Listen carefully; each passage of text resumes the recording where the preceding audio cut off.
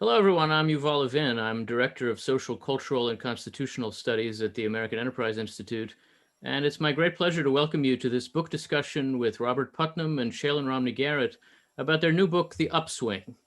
We at AI are very pleased to be co-hosting this event with the Brookings Institution. And in a moment, you'll hear from the great Belle Sawhill of Brookings, who will introduce our authors. Before that, I just wanted to give you a brief sense of our format this afternoon and of how you can participate by asking questions of the authors. The format is very straightforward. Bob and Shaylyn will speak about the book for 10 or 15 minutes or so to begin with, and then we'll have a discussion about it with the two of them and Belle Sawhill and myself. And after that, we will open things up to questions. There are two ways that you can pose a question, by email or through Twitter. You can email Nicole Penn, whose email is nicole.penn, P-E-N-N, at aei.org, and just send her your question and we'll get it that way. Or you can tweet it at us using the hashtag AEI Upswing. My co-host for this conversation, as I mentioned, is Isabelle Sawhill. She's a senior fellow in economic studies at the Brookings Institution, working in the Center on Children and Families and on the Future of the Middle Class initiative. She's one of the leading thinkers in America on questions of social mobility and combating poverty, making opportunity available to all, and the author of countless articles and books on these subjects, most recently co-authoring with Richard Reeves the Brookings volume, A New Contract with the Middle Class, which I very much recommend to you. With that, let me turn things over to you, Belle, to introduce the authors and offer us a few opening thoughts. Yuval, thank you so much. And thanks to you and AEI for taking the lead on organizing this. I'm really excited to be here and to get to discuss this book by my old friend and someone I respect enormously, Bob Putnam. I think most people know Bob or know his work at least. He initially became famous for his book called Bowling Alone, which argued that we were losing touch with each other, losing a sense of community. Too many of us were bowling alone. And that in turn started a great raft of new research and debate about the importance of civil society. And many people are still relying on his thinking down to this day, including myself. I don't know Shaylyn as well, but she has been very active in bringing people together. Again, as the theme of community is coming up in terms of her background as well. She is a key part of the new Aspen Institute Weavers project.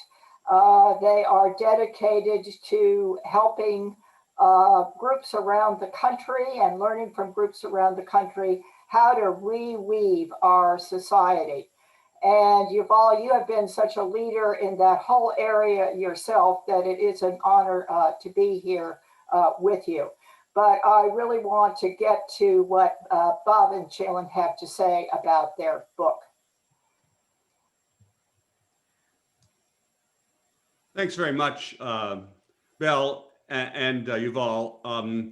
This is a little bit of a love feast among old friends because I'm really enjoying the chance to share a screen with both Yuval and Belle. Shaylyn and I are gonna try to give you and the viewers a quick overview of this book of ours. I'm gonna start off. We are actually almost clones. We could each of us could do any part of this talk and any part of the book, but I'm going to start a little bit with the first part, which is more statistical, which I suppose is my relative advantage. And then Shaylyn will come at the end and talk a little bit more about the narrative and about the lessons that we want to draw from this book, because a book is not just a description of America over the last 125 years. It's a book that is intended to contribute to the conversation about what we do now. That's why the book focuses is titled The Upswing, How America Came Together a Century Ago and How We Can Do It Again. So if we can have the next slide, I want to start with a picture of one of four different themes that recurs throughout the book. Here we're looking at trends over time in economic equality.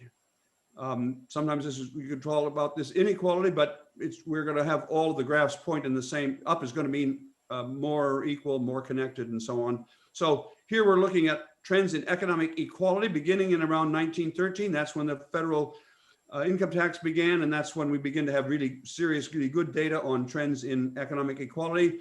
And you can see that really beginning right then and going up until at least the 1920s, there was a sharp increase in inequality. Now, I have to emphasize, we do not mean that suddenly America became absolutely equal. Of course not. We're talking about a change in direction, and that change in direction, we'll see in all the graphs, there was a clear change in direction around this time, but I do not mean that we reached some kind of absolute level of equality. And you can see there's a pause during the 1920s. That pause will be familiar in subsequent graphs. And then going up steadily from about the late 20s up all the way through the 30s and 40s and into the 50s and actually into the 60s.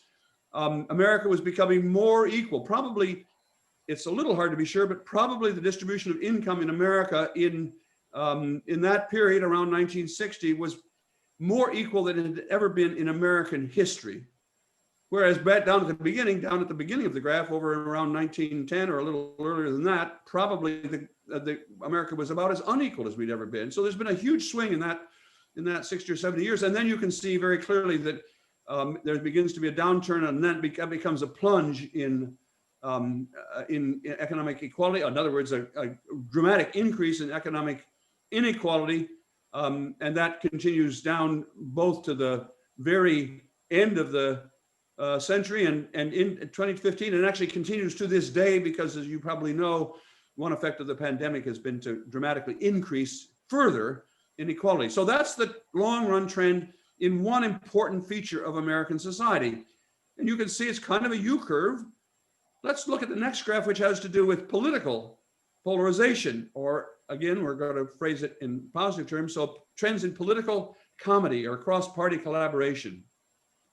For this, we have data going back into the 1890s, and you can see that at the beginning over there at the left-hand side of the graph, around 1890, America was a very polarized country. And probably, again, the data are not completely clear, but probably that was the most polarized time in American history, with the important exception of the Civil War. The Civil War we were even more polarized during the Civil War, obviously. But except for that, we were very polarized around 1895,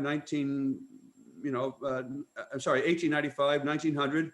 But then you can see beginning around 1910, we began to become less polarized, and there was more cross-party collaboration. And that trend continued more or less uninterruptedly. You can see steadily rising through the 30s and 40s, and then wasn't just wartime, through the 50s and even into the 60s. If we pause just there at 1952, that's when Eisenhower was president, for example, and Eisenhower is widely described as probably the least partisan president in American history. He was a president who was perfectly suited for that time in American in this graph, when we were very much not divided politically. But then, as you can see, again, certainly by 1970, that trend had reversed, and it continues down all the way to the bottom of the graph. And we can see again that we're now in a very polarized period. And again, here too, the graph happens to end in 2015, but actually, if we continue that graph further down to 2020, that degree of polarization has accelerated further. So, and most people know about the second half of most of these charts. Certainly, most people know about the second half of growing inequality. Most people know about the second half of this chart, which represents increasing polarization. Let's go to the next graph. These are trends in social cohesion. What I sometimes use jargon to call this social capital, but that just means connections among people. And here we have data going back into the 1890s, and you can see that once again, social cohesion was relatively low in that period.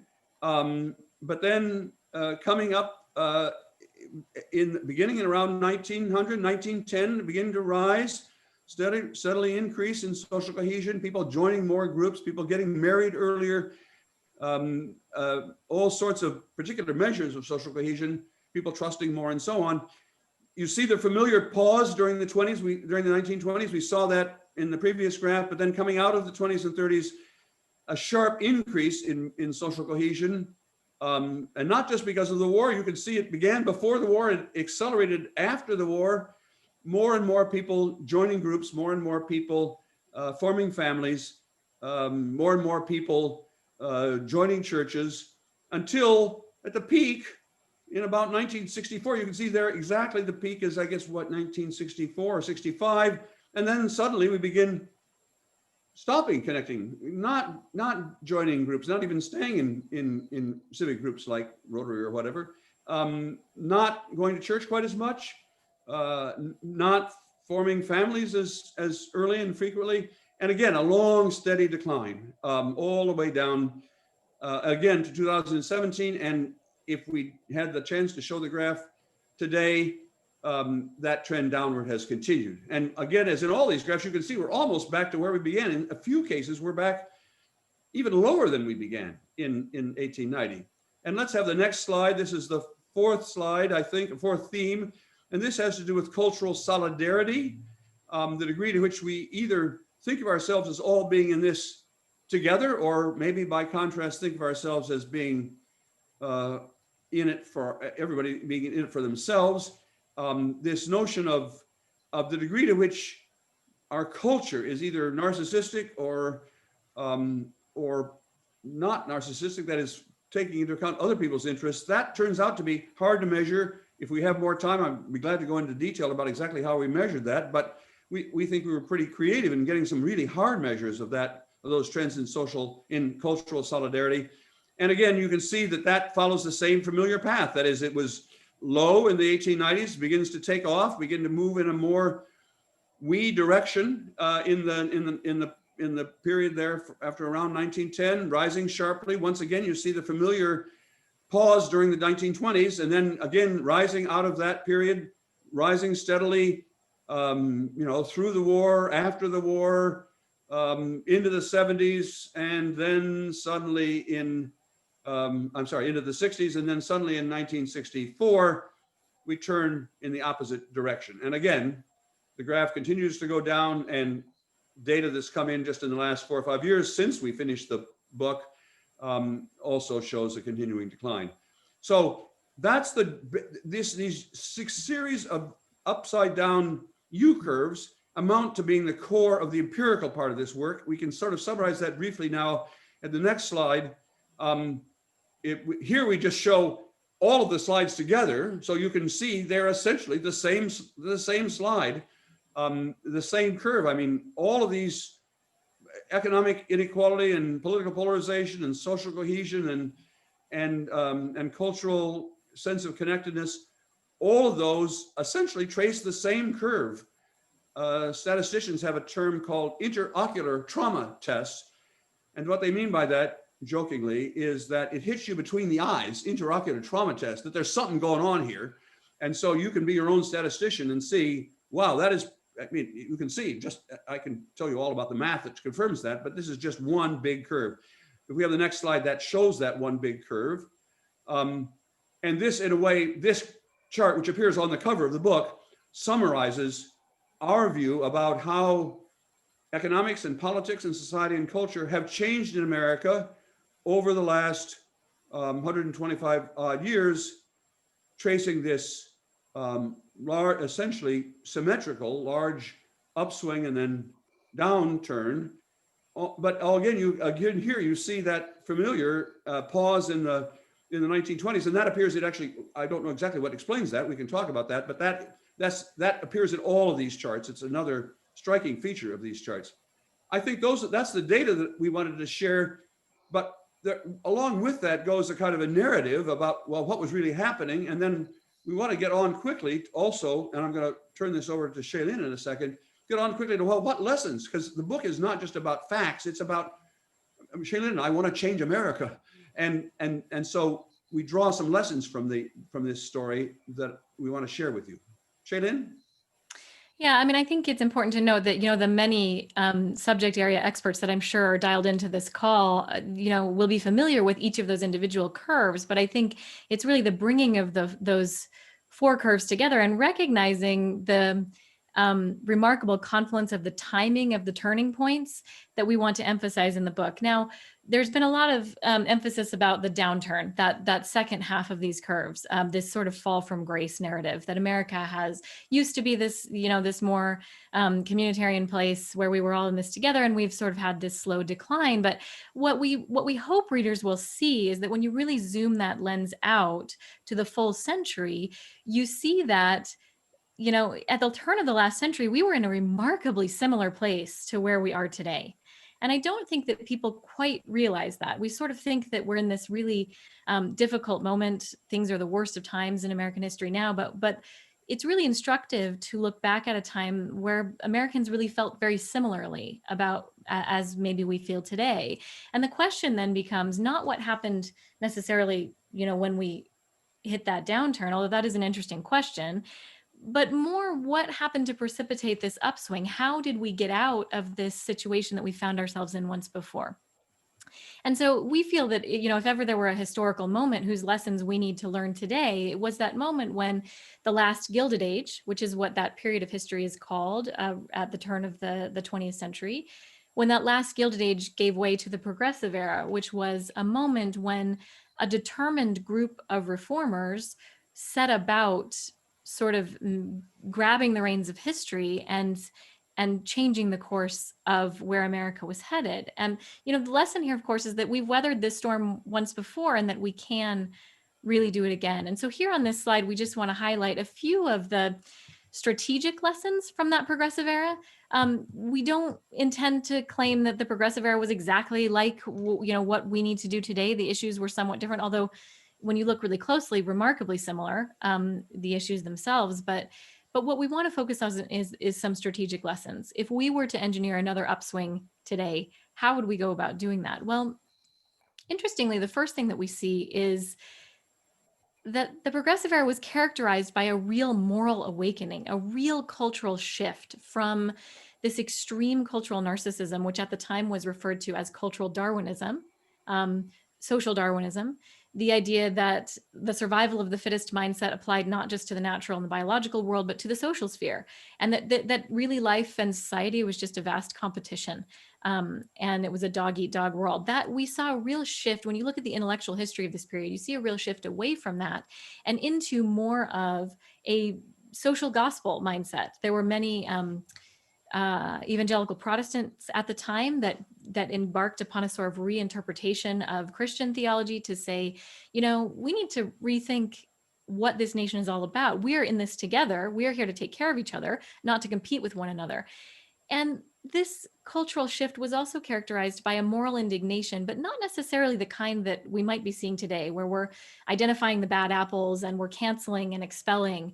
But this was a moral indignation directed inward, where progressives began to ask themselves to what extent they were complicit in creating this highly unequal, this highly polarized world that they found themselves in, and really beginning to craft solutions around changing that mindset. So that's the first lesson that we see. And we always get asked, what's the cause? Can you identify one thing that really caused this? Well, we can speak a little bit about that later, but one thing that the data does seem to hint at is that cultural shift was a leading indicator, that this is something that happened on the front end. And certainly when you look at the intellectual history of that period, these idea shifts were beginning well before some of the more policy-oriented changes that happened. Another feature of this period was that it was incredibly youth-driven. When we look at figures like Jane Addams or some other heroes that we think of from the progressive era, we tend to see them when they were, later in life receiving big awards for the work that they had done. But the reality is that they began very young. Most of the reformers that were doing important work in this era were under the age of 30 when they started what they were doing. And there's something that characterizes youth, I think, which is a really innovative, outside the box type of thinking. And the solutions that began to crop up during this period were things that changed the face of America forever and were totally new ideas. And a lot of them came from these young reformers.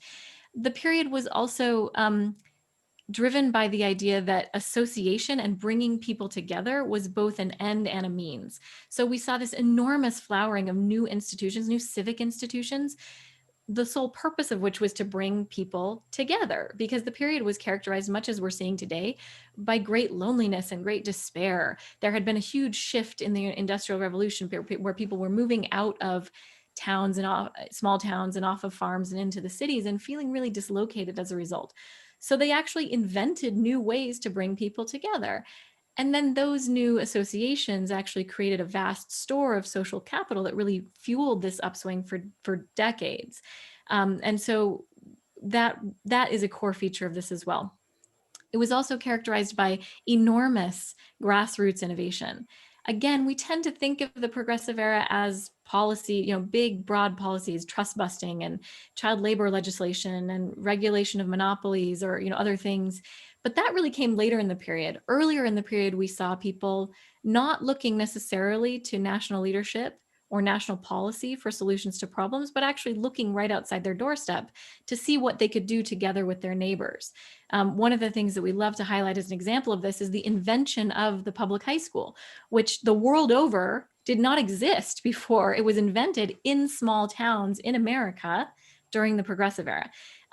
The small towns, communities, families were looking around and seeing there'd been these huge structural shifts in the economy that their young people were not prepared for, and they needed secondary education, which previously had been something that you could only access through private means that was only available to the wealthy.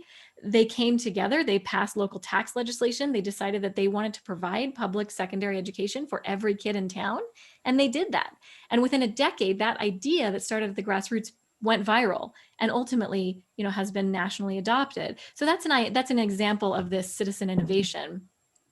And ultimately, the progressive era was then, characterized by complementary top-up and bottom-up and top-down strategies that created really enduring shifts that lasted throughout these wee decades. One thing that we like to point out is that charismatic national political leadership really lagged.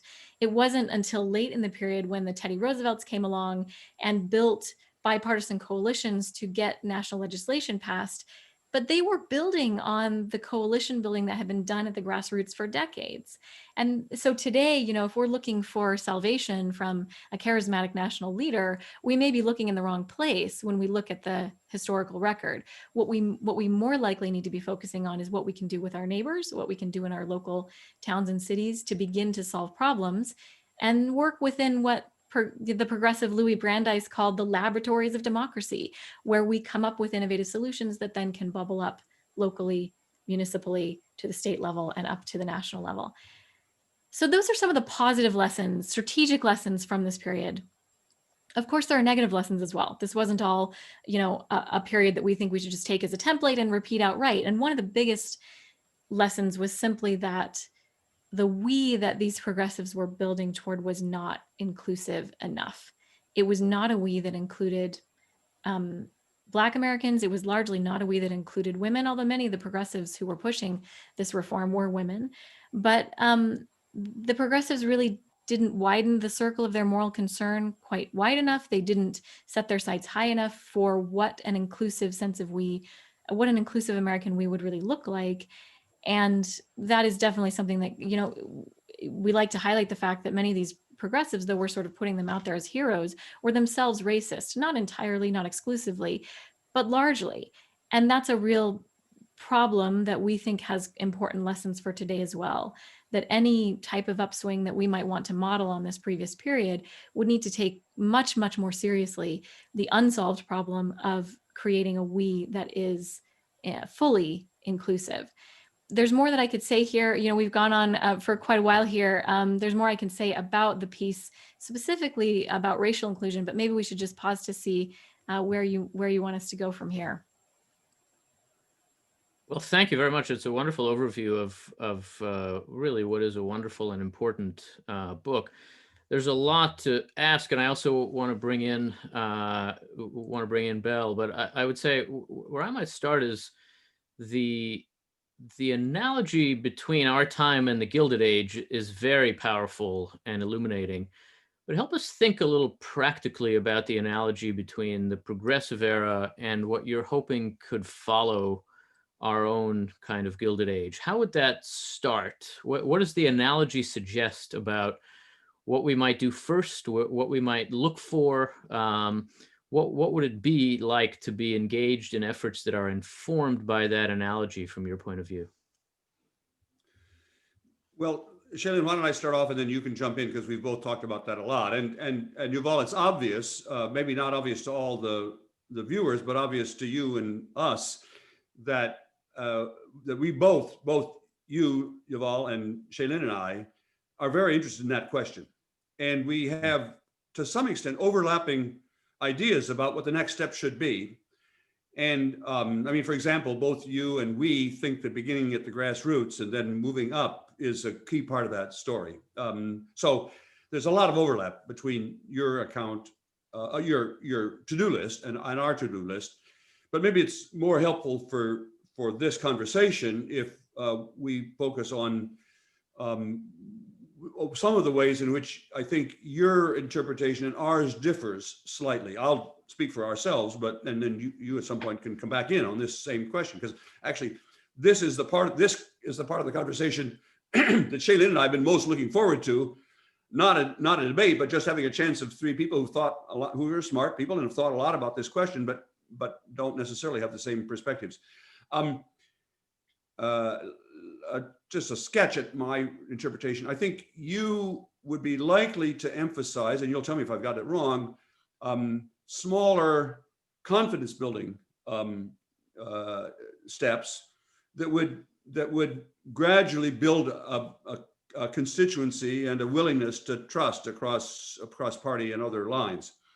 And we see the value of that. But I think marginally we're more inclined to think, and Shaylyn mentioned this already, but I'll let her come back in a second. We're more inclined to think that what's really required is as a prerequisite actually for any other change, is a kind of moral or cultural revolution. Revolution is not quite the right word, and Shaylyn talked about this already. It's not just a moral revolution in general. It's a self-reflective moral moral and cultural change. That is to say, not just lots of people pointing fingers at somebody else, but lots of people looking at themselves and saying, well, yeah, there's a moral, we have to change the morals in America now, and that begins with me, which is an unusual characteristic. And it may be a little bit harder to figure out, well, okay, what does that mean in practice? But we think that actually is, in a way, the more important kind of prerequisite. Shaylyn, why don't you jump in, and then we'll let Yuval tell us whether he thinks we've correctly characterized this nuanced difference between us.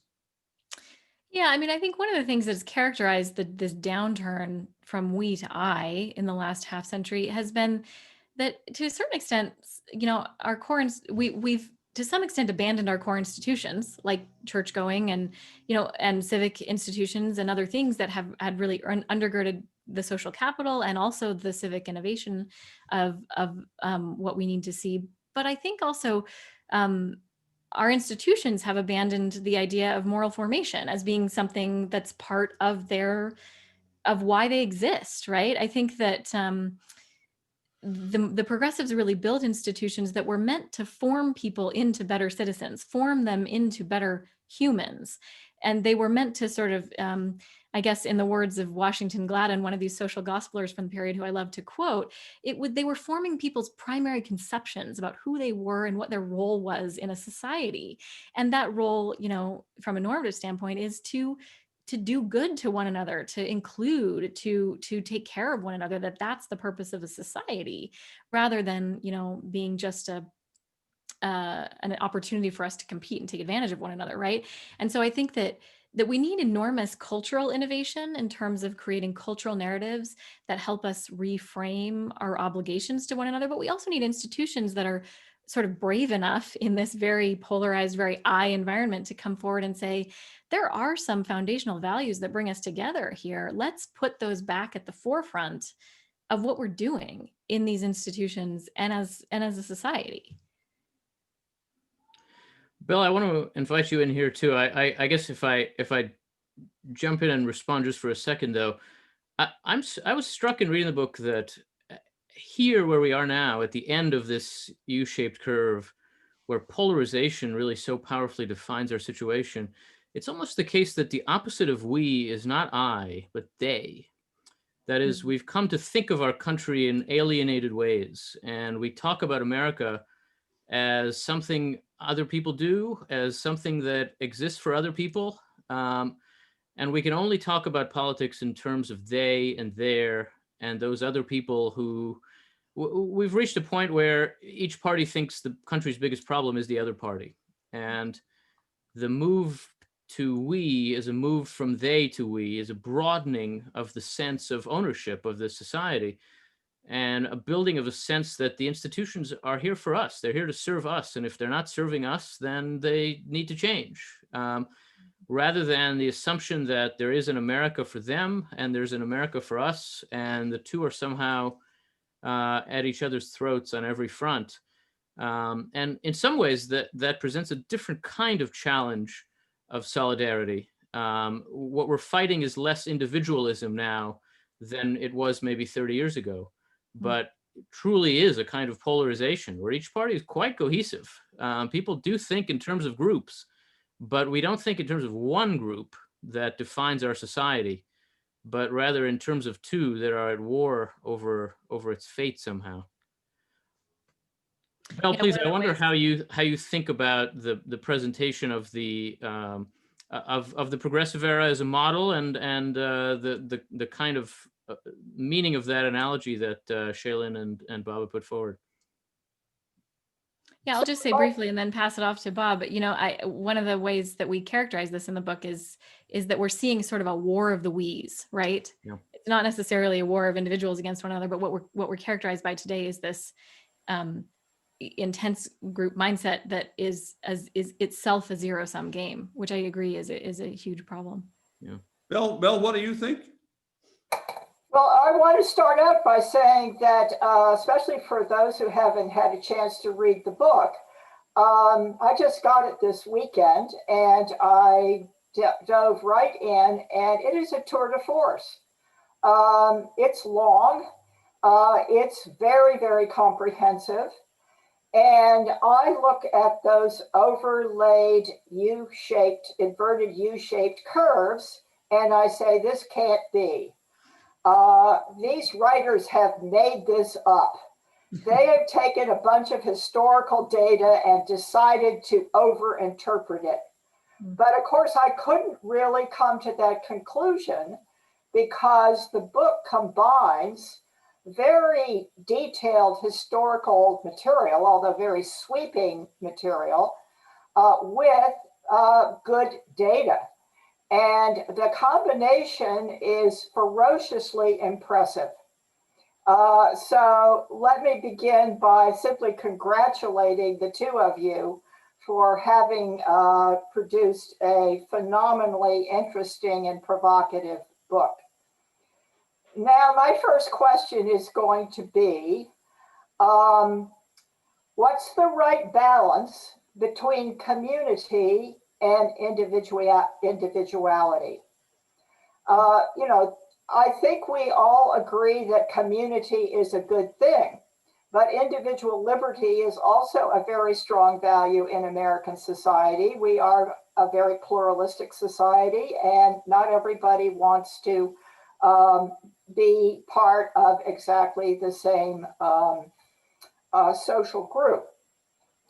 Or agree with others politically or whatever. And so there is, it seems to me, some balancing that's needed. And you all may want to speak to that.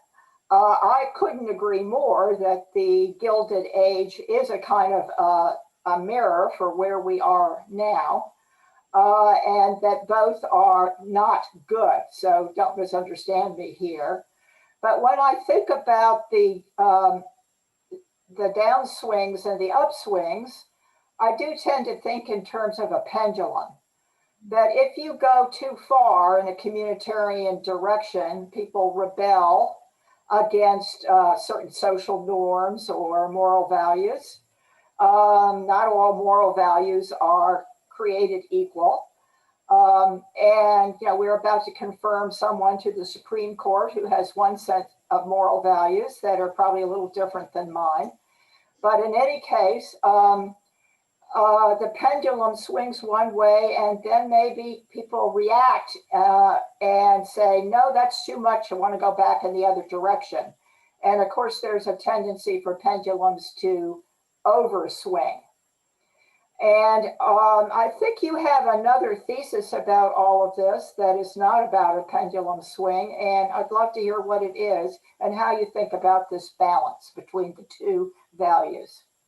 Well, I can start off. Shaylyn and I have talked a lot about this, and Shaylyn, you can jump in whenever you want to, of course. But first, to get something out of the way, actually, it's right, Bell, that we actually thought carefully about the metaphor of pendulum and came to the conclusion that, for reasons we can talk about later, maybe, we are not happy with the image of the pendulum. I mean, a metaphor. Of course, we understand how people are using it, but right. I think the mechanical feature of the pendulum, that is, that it's just going to do what it does, seems to us a little too deterministic when you're talking about human society. That is, I think these waves are not nearly, social waves, including the ones we're talking about, are not quite so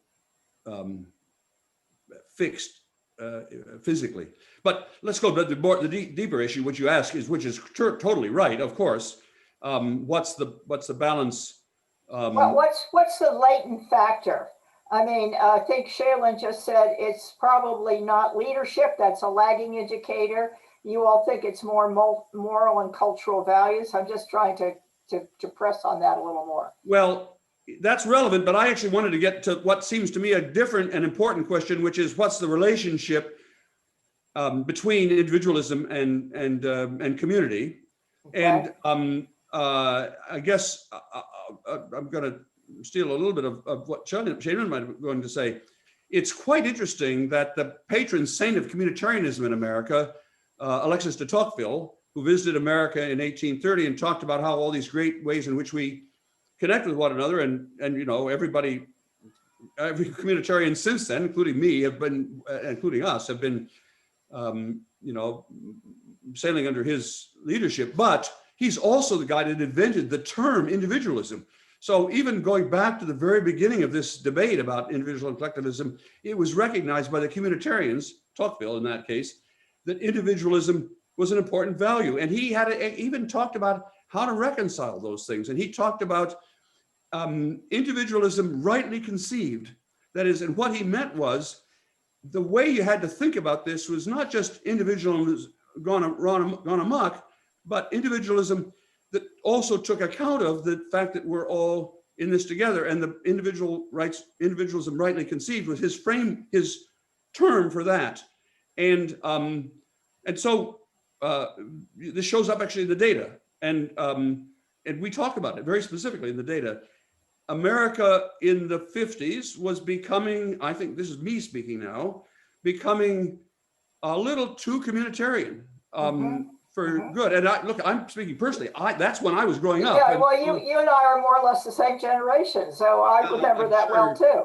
Belle, you're much younger than I am. But no. In any event, in the 50s and early 60s, that's when I grew up. That was the period in which people were being, many people were being discriminated against. But even in my own little way, I was actually expelled from high school at one point because I made some smart remark to the teacher about Reds, and she kicked me out of the class because I was violating. She was a kind of McCarthyite person, and she kicked me out of the class. So you do not have to convince me personally that there are disadvantages to excessive community. Conformism is, I guess, I would say the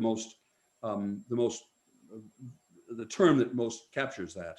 And in the book, as you know, we talk a lot about that period of the 50s and 60s in which you could see increasingly, even in a period that was mostly about community, we claim mostly about increasing community, there were increasing voices that said, wait a minute, you could have too much of a good thing. And so I agree, both in statistical terms and in philosophical terms, that both of these values are important. That said, I think you could get way out of balance. And I think the one thing that we're completely confident of, and maybe you are too, is today in 2020 or in 1890, the balance was just way out of whack. People were way too far toward emphasizing individualism. And therefore, I'm not going to be easily persuaded that at this point, it doesn't matter whether we go toward more individualism or more community, because I think we're way out of whack. Shaylyn, I know you've thought a lot about this, and I'm sorry, I didn't mean to.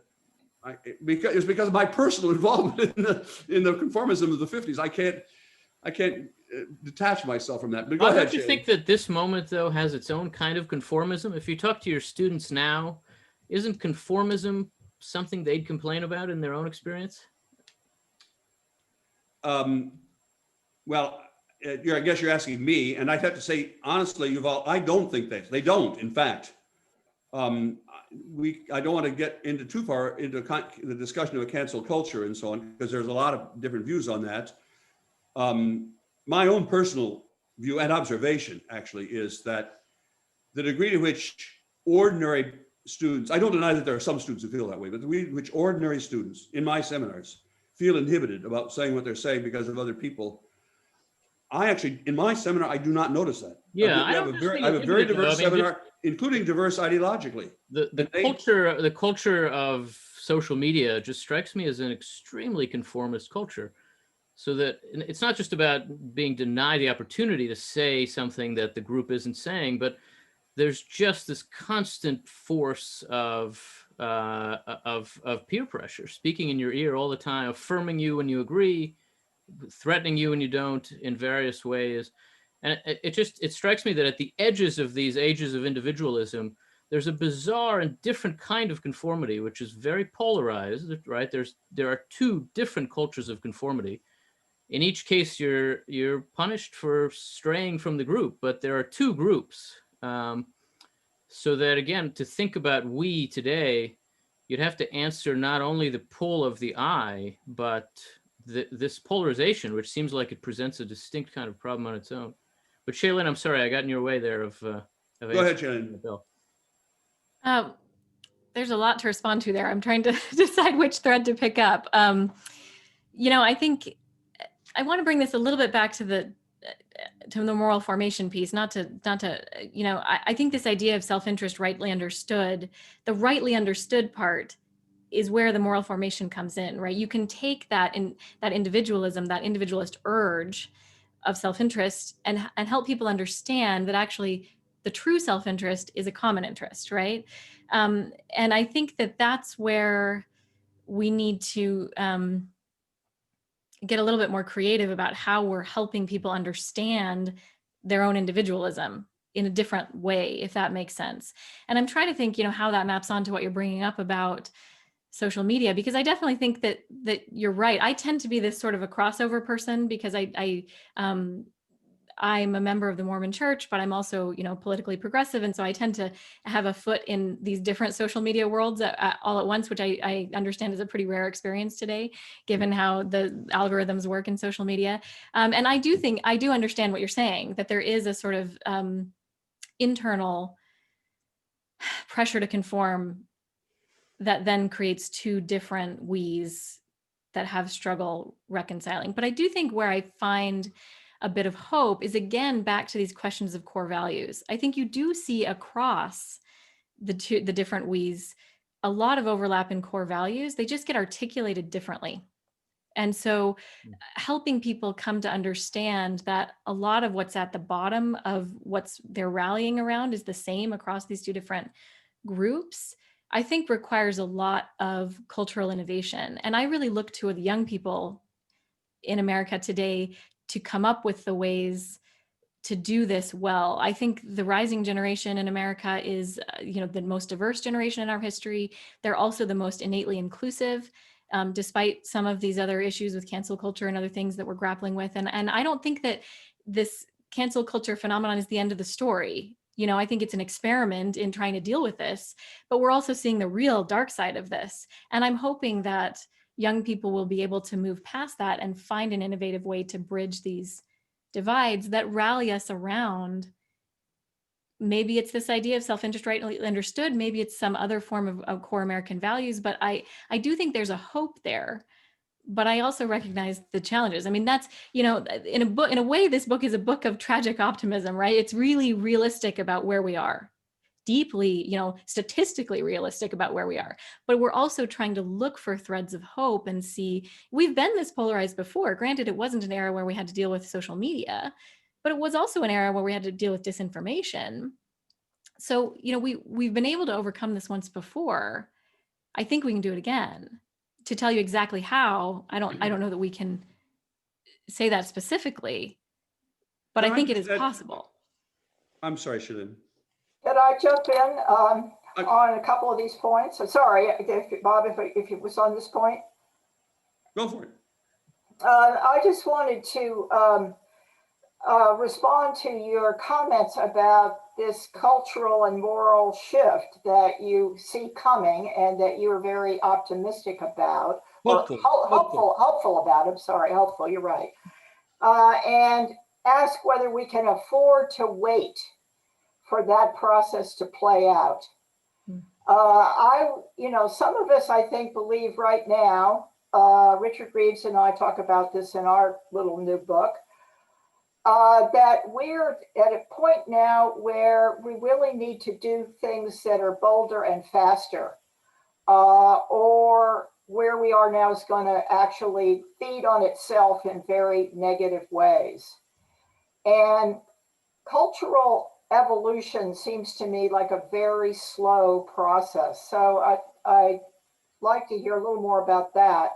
The other thing I'll throw at you to be a bit provocative is I've also read a lot of books about America is in decline. And some of them are somewhat persuasive, you know, whether we want to believe it or not. But, you know, historically, you have a very long historical period in your book, but you don't have all of history, and all of history doesn't suggest that one nation is going to stay on top and continue to progress forever. So what do you say about those two timing issues, if you will? Sorry, I got sidetracked on the second. What was the first of them?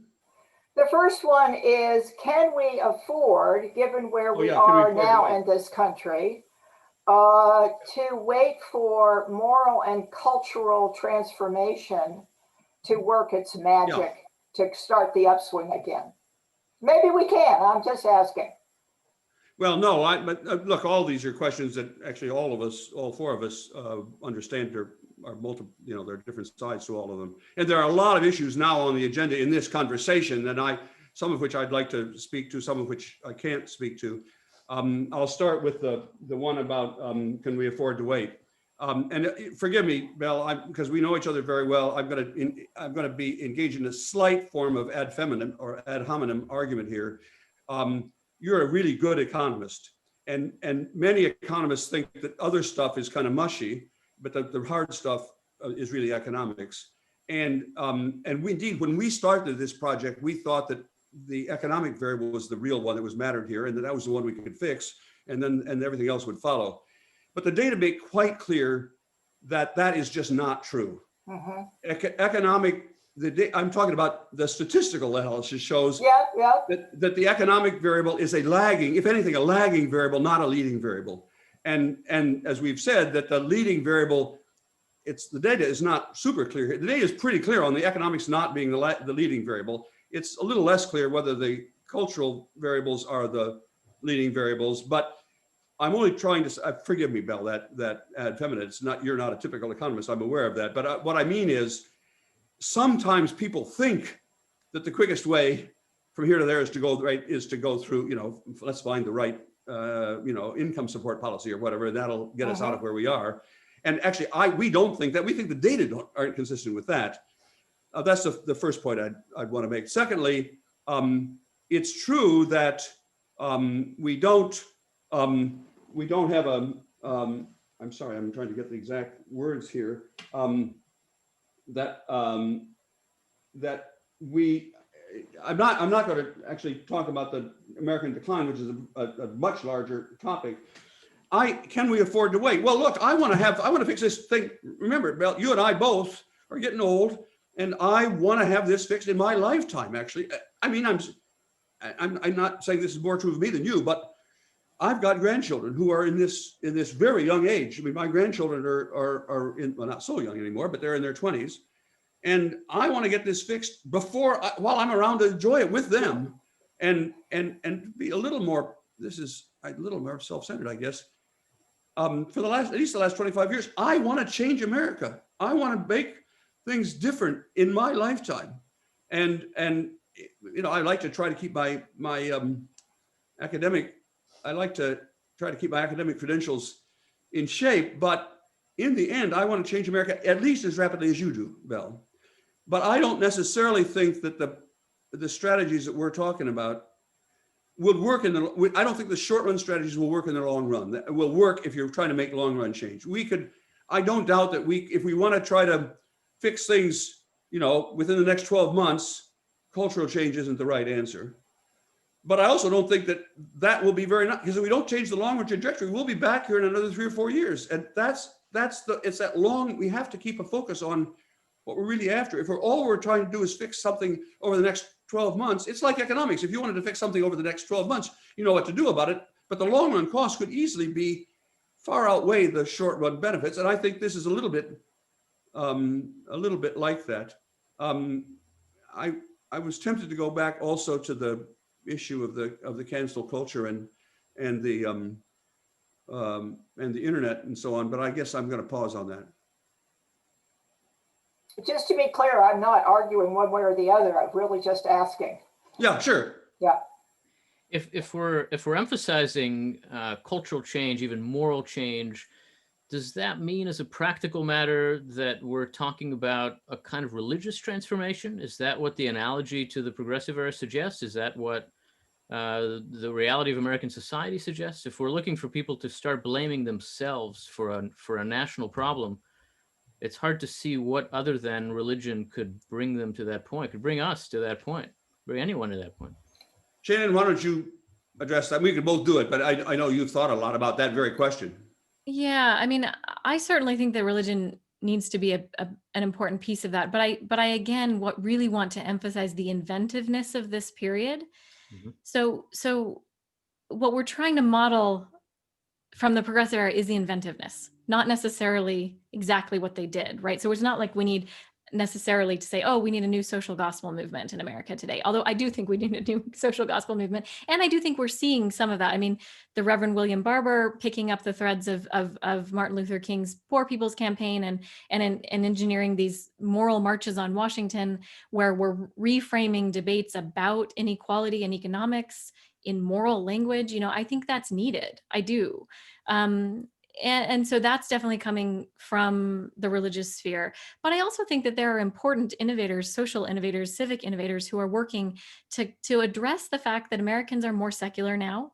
The Americans are very skeptical now of religious institutions. We've seen a huge rise. You know, Bob's previous work about religion has shown a huge rise in the religious nuns, not nuns in the Catholic sense, but nuns in the sense of if you ask them which religion they identify with, they mark none on a survey, but they still say that they're highly spiritual. So spiritual, but not religious. That's a major phenomenon that we see in America. And so who are these people who feel like they're being driven by some spirituality, some morality, some value system, but don't feel like they belong in a traditional religious setting? Well, you know, I think I look to innovators like Eric Liu and his Civic Saturdays, which is this idea that we can have a secular analog to church. We can have a way to bring people together so that they're experiencing that mutual aid and that face-to-face time that you get with religious practice, but they're also experiencing moral formation, not necessarily with reference to God, not necessarily with reference to the Bible or some holy book of scripture, you know,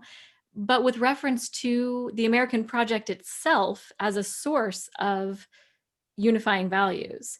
I think that's an incredibly encouraging innovation that's meeting Americans where they are, not trying to say we're just going to magically invent some religious renaissance in America, but still addressing the core problems. I wonder if I could, you alluded to this, Shaylyn, in your opening remarks. I'm interested in the tension that you raise in the book, really, and that I've learned a huge amount from your earlier work, Bob, about also the tension between cohesion and inclusion. And there are certainly ways in which the cohesion of early 20th century America was achieved in ways that we would not want to emulate, because they were exclusive. They were exclusive of immigrants, of Blacks, in some ways of women. And there are ways where it seems like the cohesion really relied on that exclusion. And our society in this moment, we shouldn't want it to go that way. And I think that, especially if you think about the younger generation, it just isn't going to go that way. That's not where we're headed. Right. Is there a way to think about cohesion that doesn't somehow involve a definition of we as opposed to they, a definition that is inclusive rather than exclusive? Well, again, Shaylyn and I, either of us could talk about it. I'll take a crack at it first, because that's where I was going to go. I do think we need to focus very much on young people, and that's relevant in two respects to that question. First of all, we were talking earlier about whether my students felt cancel culture and whether there was a sort of a degree of censoriousness or whatever characteristic of young people, or that they experience. I actually think much more common among the generation we're talking about, which is this. I'm not talking about 20-year-olds. I'm not talking about maybe 20-year-olds, but not 30-year-olds. I'm talking about is the real risk is not too much censoriousness or the cancel culture. The real risk is complete cynicism. That is to say, what it seems to me that we all need to fight against is the idea that you can't make any difference. And so what we are, with respect to young people, young people were originally the people we were trying to pitch this, we were trying to aim them. We wrote the book for young people, and we wanted to say, look, don't be cynical. You can make a difference, because see, these young people back there made a difference, and you can do that too.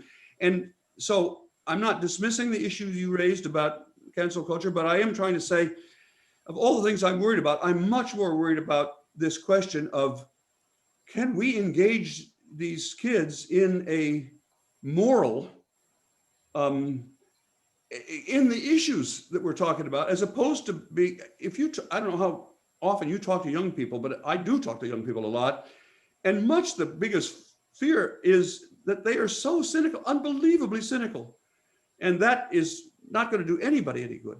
The second question that you raised, I guess, was about about immigration. That if I've got the story straight, and Shaylyn is prepared to talk about the race. Well, I would be too, but I want to focus specifically on immigration, because I realize that that we have not been as clear as we should have been in our writing about this, and so I want to say a couple of things quickly. First, it's important to keep in mind that we never claimed that America became a perfectly we society in 1910. We changed the trajectory, but it was only and repeatedly, we didn't say America had perfectly equal income in 1910. We were talking about a turning point.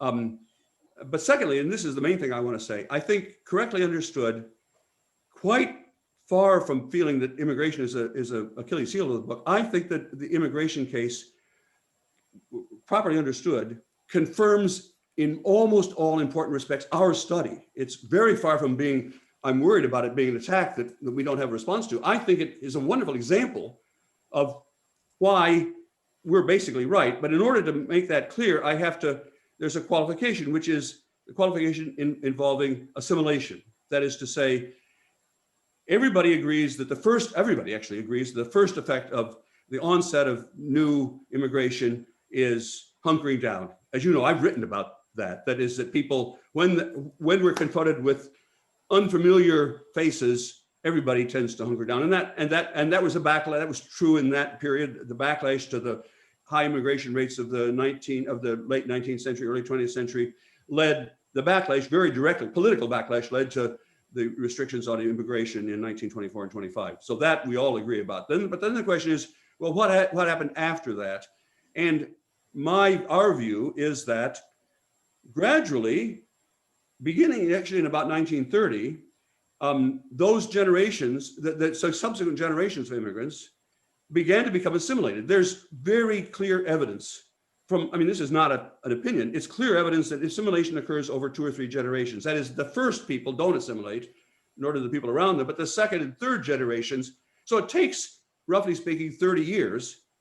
I mean, it doesn't matter whether you say 30 or 25 or 40, but it takes several decades before the assimilation process has begun to make immigrants really as part of America.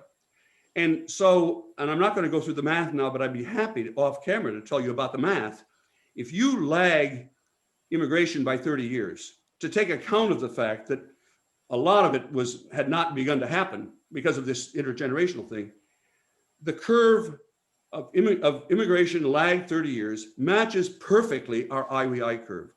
And therefore, if we talk about those charts, it's true that if you just look at the charts of immigration and it looks like, immigration is not consistent with our curve, but if you take into account assimilation, it's perfectly consistent. And therefore it's not a surprise, and we say this, and I know you agree with this, that the turning point when we began to open up and become even more expansive with respect to immigrants was the peak of the we period. It was exactly 1964, 65 when we began to be more open to immigrants. So I don't expect you to be convinced just by these last 3 or 4 sentences, but I do wanted to say, I guess the main point I wanted to say is to you or other critics, I'm prepared not just to kind of find some little defense. I'm prepared to actually use immigration as a good example of why the IWI curve does fit. I mean, properly understood, taking account of assimilation and the intergenerational change does fits our thesis.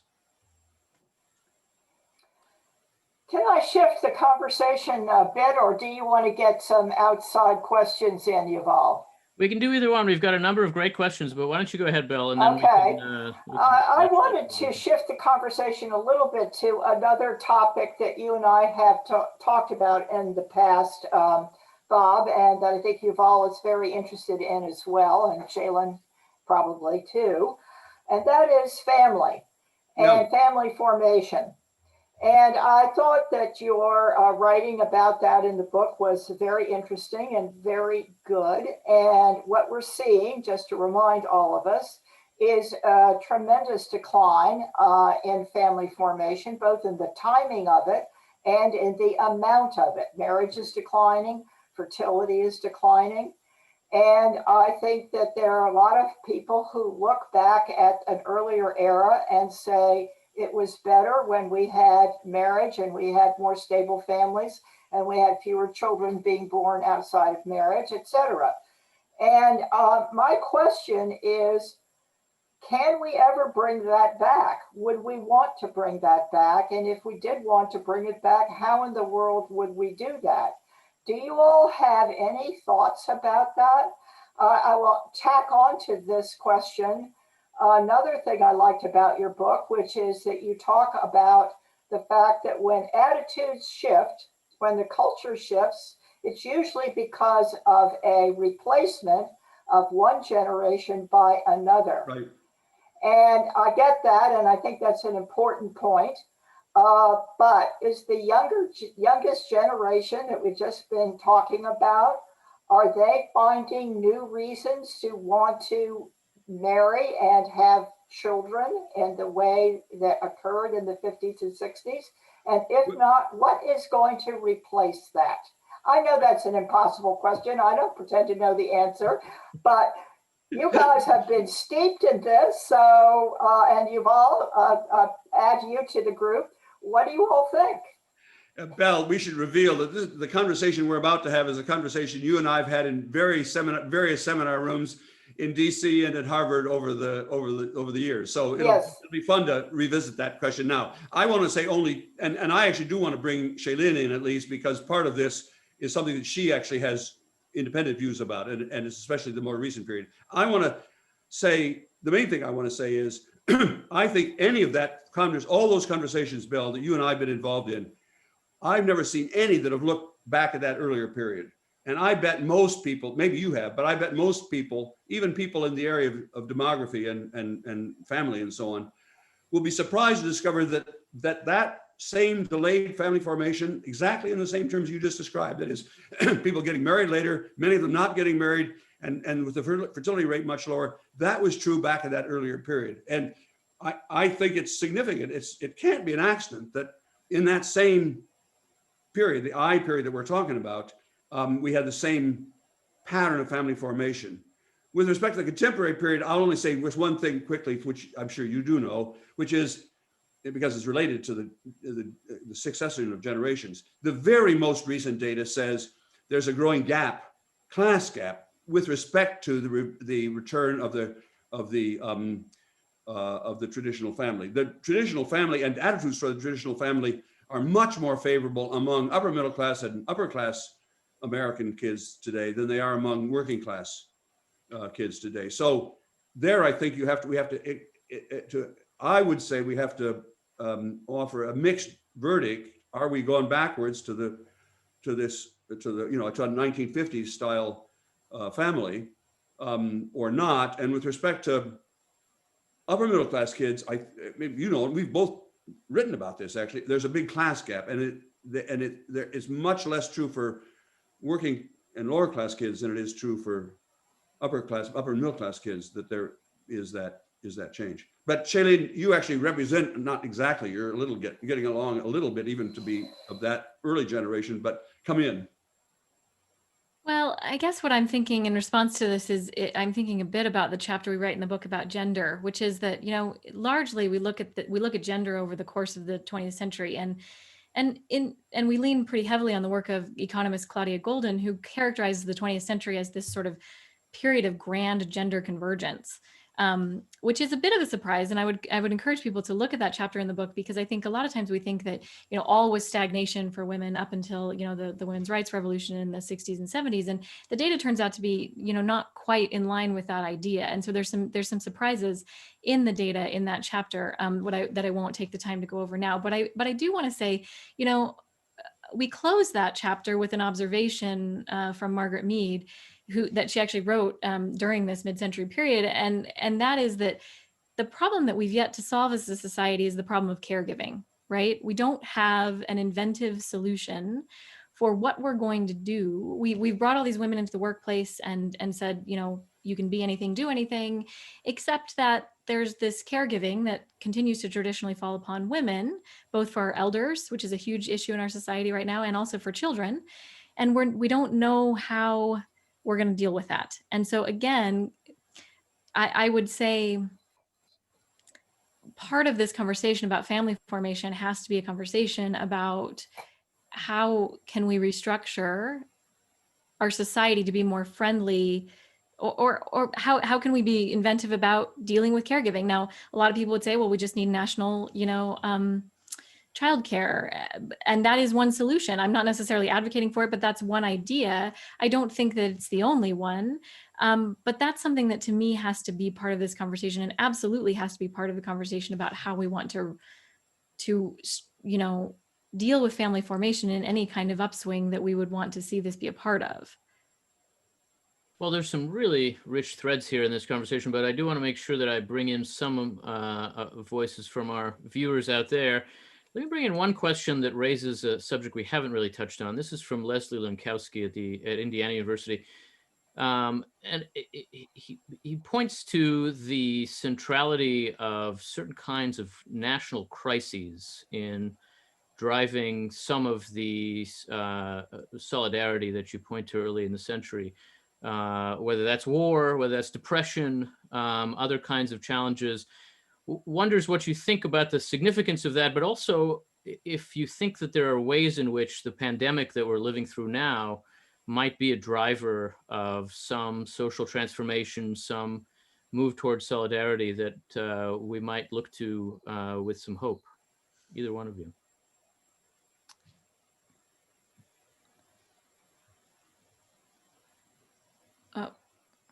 Let me start with that only because Les Lankowski is an old friend, and Les, I can't see you, but I am speaking directly to you as well as to the other people in the audience. The role of crisis is a really important question. It is addressed in the book, although we have not addressed it here, as you say, Les. and we don't doubt that there is some force to the argument that war, especially, generates a sense of solidarity. There's a lot of evidence that that's true, and you can see it in our data. You can't see it actually around World War I, because World War I, it was a terrible war, of course, but not for the United States. I mean, it was a terrible war, period. All war is terrible, but in relative terms, World War I was, in domestic terms, much smaller. The American deaths in World War I were about a tenth of British deaths, for example, in World War I. So I don't think World War I counts as a crisis, and even if it did, the turning point occurred before the war. So you can't have the war causing something that hadn't yet happened. The World War II is a more plausible case, and we actually agree. You can see in the data an effect of World War II, but you have to really now think really carefully about what the rest of the curve looks like. If it's just wartime solidarity, then the curve ought to have been flat with a big peak of solidarity around 1940 to 45. And that's not what the curve looks like. If you look at individual curves, there's a little bit of a upswing there. That's the effect of World War II, but most of it doesn't look like that. I'm not sure whether Wendell Willkie II is in the audience. He was supposed to be, but that allows me to say his grandfather, Wendell Willkie, the Republican presidential candidate in 1940, is a terrific example of what I'm talking about. During the run-up and during World War II, Wendell Willkie, a Republican, was a strong supporter of the administration and exemplified this wartime solidarity. But Wendell Willkie was an extremely interesting person for a different reason. Namely, he'd been a progressive for a long time, and his career illustrates that long before anybody had thought about World War II, back in the Depression, even longer than that, Wendell Willkie was thinking about the ways in which America could be brought together. Wendell Willkie, for example, was one of the very first public figures in America to argue for racial and gender equality a long time earlier. And I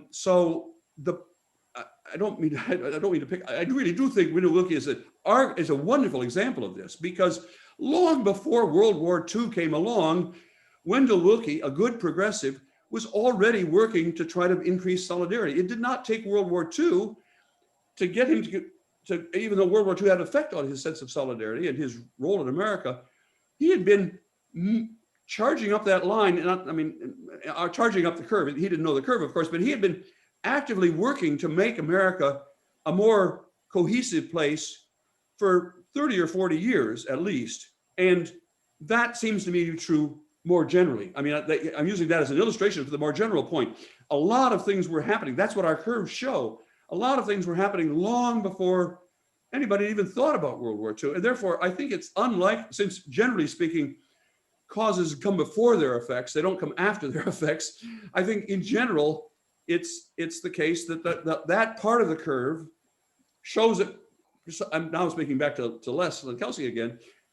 It's not even the main part of the story, though I concede, as I did at the outset, that it had some effect. And then you have to ask, well, what happens after the fact? After the fact, if it was just the war, well, 5 or 10 years later, the war's gone, and we would, and we'd be back down to being an I society. But that didn't happen at all.